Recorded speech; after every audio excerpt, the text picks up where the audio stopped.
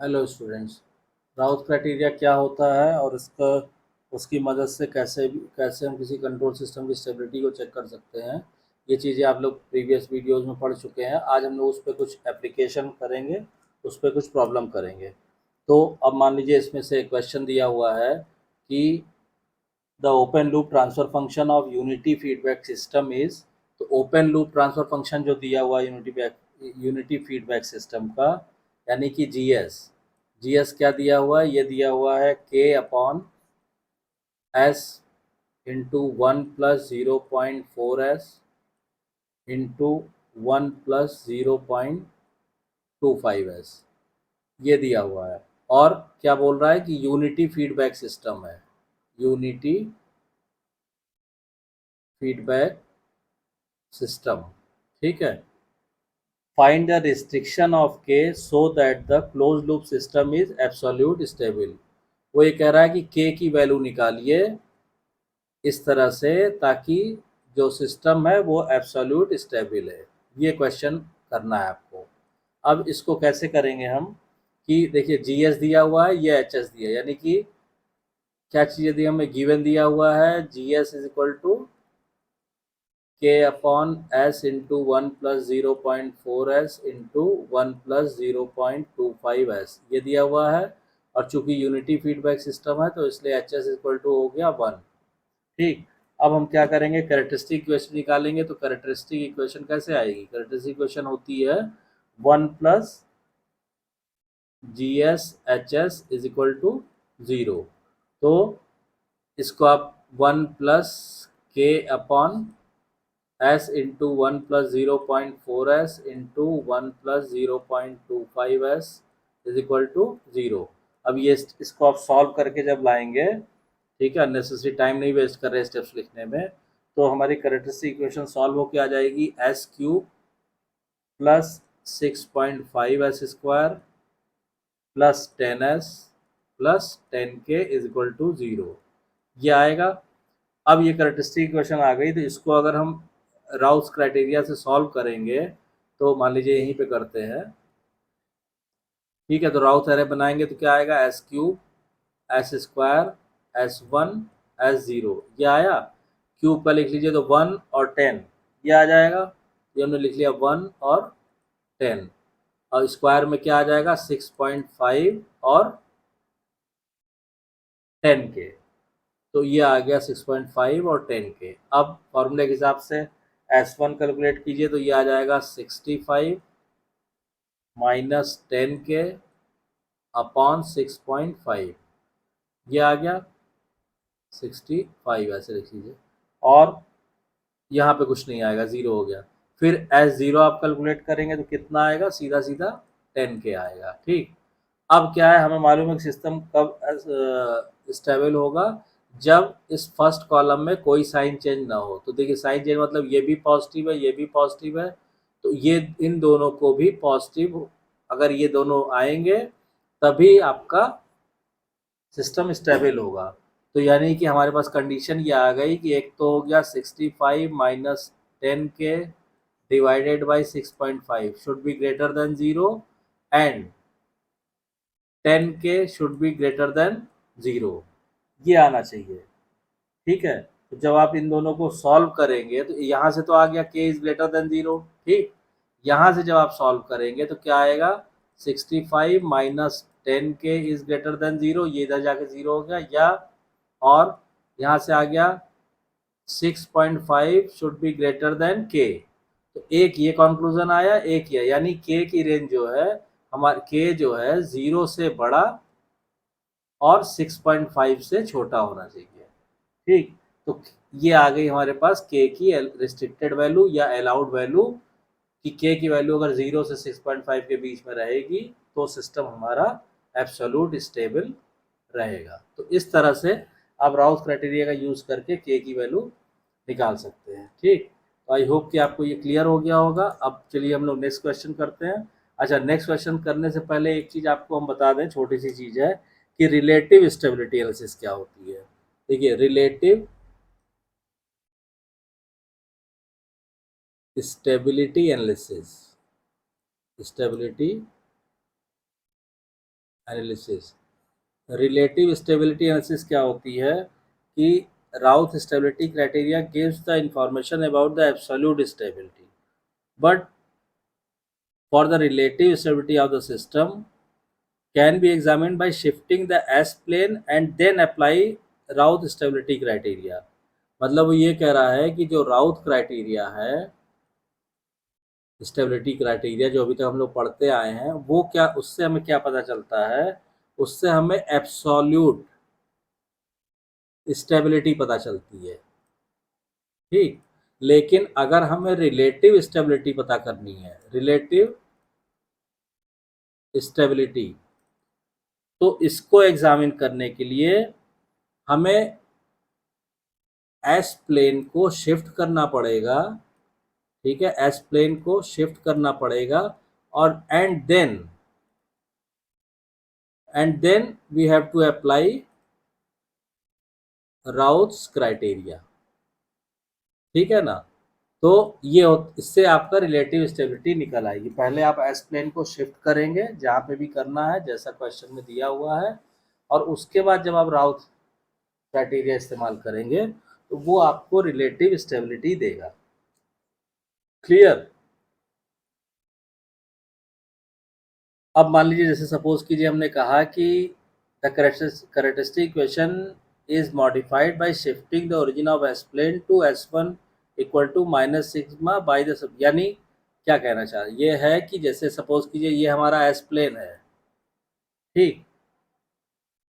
अब क्या हुआ कि इसको हमने शिफ्ट किया s equal to minus sigma ये तो जीरो है ना इनिशियली। अब इसको हमने क्या किया, इधर शिफ्ट कर दिया यहाँ पे ऐसे, ठीक है। ये डिस्टेंस कितना हो गया, सिग्मा।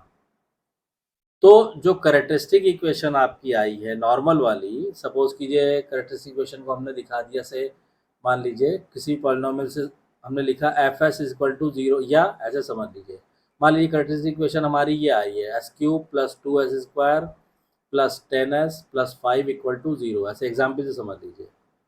तो जब आप एस प्लेन को शिफ्ट कर देंगे, कितना आप शिफ्ट कर रहे हैं, यहाँ पे एस क्या है, माइनस सिग्मा, ठीक। तो जब आप इसको वाई एक्सिस को यहाँ शिफ्ट कर दे रहे हैं माइनस सिग्मा डिस्टेंस पे, तो करेक्टरिस्टिक, अच्छा इसको हमने क्या किया, ये मान लीजिए ये है हमारा एस प्लेन एक्सिस, और ये है हमारा जेड प्लेन एक्सिस, ठीक है ना। तो इसमें क्या होगा कि जब आप इसको शिफ्ट कर देंगे तो आपको इस इक्वेशन में क्या करना पड़ेगा, s equal to Z minus S1 लिखना पड़ेगा, ठीक है। और S1 क्या है, S1 है, S1 कितना, जितना आपने शिफ्ट किया माइनस सिग्मा, ठीक है। अब यानी कि आप क्या कीजिए, इस इक्वेशन में s की जगह पे z माइनस S1 रखिए, और तब जो करेक्टरिस्टिक इक्वेशन आएगी, ठीक है, जो नई आपको करेक्टरिस्टिक इक्वेशन मिलेगी उसमें आप राउथ क्राइटेरिया अप्लाई कीजिए, राउथ्स क्राइटेरिया आप अप्लाई कीजिए, तो आपको जो स्टेबिलिटी मिलेगी वो रिलेटिव स्टेबिलिटी होगी। तो यही होती है रिलेटिव स्टेबिलिटी की एनालिसिस। क्लियर। अब इसमें हम लोग नेक्स्ट टॉपिक उठाते हैं कि मान लीजिए आपको एक क्वेश्चन दिया हुआ है, सपोज कीजिए कि उसने ये कहा है, क्वेश्चन इज गिवन एज से s cube plus 7s² plus 25s plus 39 is equal to zero. अब हमको चेक क्या करना है, check whether all the roots of the equation this have real parts more negative than -1। हमको ये check करना है कि इसमें कोई ऐसे रूट्स हैं जिनका रियल पार्ट -1 से ज़्यादा निगेटिव हो। क्लियर, ये है क्वेश्चन। तो हम कैसे इसको सॉल्व करेंगे, हम क्या करेंगे, सबसे पहले आप राउथ क्राइटेरिया लगाइए, S cube S2 S1 S0। S cube कितना हो गया 1, फिर 25 एस स्क्वायर हो गया 7 और 39। फिर आ गया आपका S1, इसको आप कैलकुलेट करेंगे तो आएगा 19.42 और फिर S0 कैलकुलेट करेंगे 39। ये आ गया। अब क्या होगा कि देखिए पहले कॉलम में देखिए कोई साइन चेंज है, नहीं चेंज है, ठीक। तो क्योंकि जब there is no sign change, इसका मतलब all the roots are in left half plane, left half of s plane, ये मतलब हो गया। अब क्या करिए, अब आप इसको शिफ्टिंग करिए, ठीक है। हमने कहा कि put S equal to Z minus one, अभी जो आपको रिलेटिव स्टेबिलिटी समझाई थी, इन द करेक्टरिस्टिक इक्वेशन, जो करेक्टरिस्टिक इक्वेशन दी है उसमें एस की जगह पे जेड माइनस वन रख दीजिए। और जब जेड माइनस वन रख के आप, यानी हो जाएगा जेड माइनस वन का क्यूब प्लस 7 का square plus 25 plus 39 equal to 0।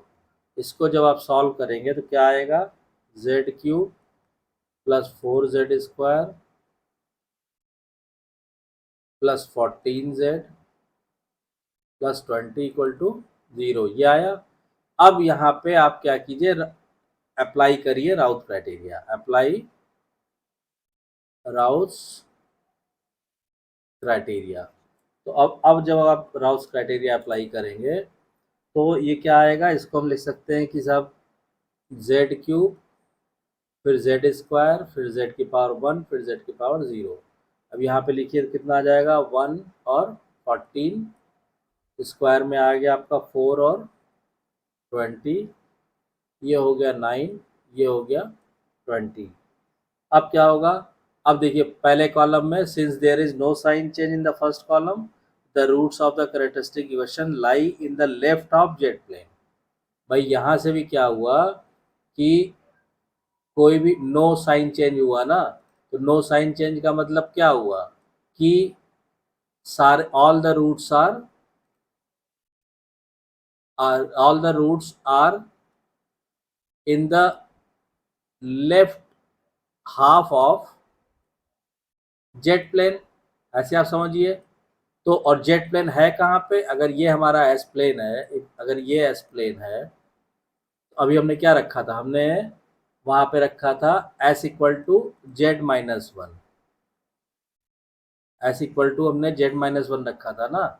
इसका मतलब क्या हुआ कि ये जेड एक्स, ये माइनस वन पे, यहाँ पे ये जेड एक्सिस हो गया, ठीक। और रिजल्ट क्या आ रहा है कि all the roots are in the left half of Z plane, यानी जितने भी रूट्स है वो जेड के भी लेफ्ट में है। तो जेड के लेफ्ट में हुए मतलब माइनस वन से ज़्यादा ही निगेटिव हो गए ना, अगर एस की रिस्पेक्ट में आप देखेंगे। तो यही चीज़ हमें चेक करनी थी। तो इसका मतलब फाइनल रिजल्ट ये आ गया कि ऑल द